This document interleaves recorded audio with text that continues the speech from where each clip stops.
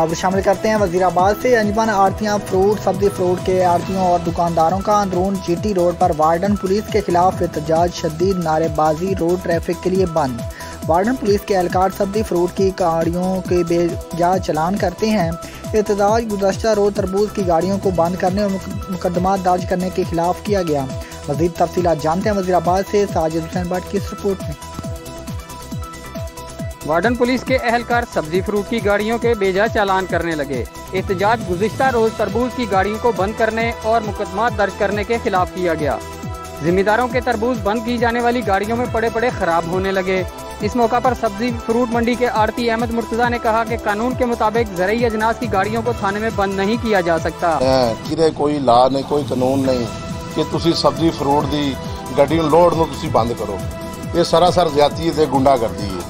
सदर अंजुमन आड़तियां मेयर सलीम ने मीडिया से गुफ्तगू करते हुए कहा, बिला वजह चालान और मुकदमा दर्ज करने वाले एहलकारों के खिलाफ कार्रवाई करके मुतासरा जिम्मेदारों को मुआवजा दिलाया जाए। वज़ीराबाद आज तो कई साल तो मतलब साढ़े नाइंसाफी हो रही है और ये वार्डन साढ़े बदमाशी कर रहे हैं। इतों सब्जी की 4 गाड़ी निकलती है और गरीब आदमी 100-150 रुपया करा लेना, पलखू के खलो के 500 रुपया जुर्माना कर दे रहे।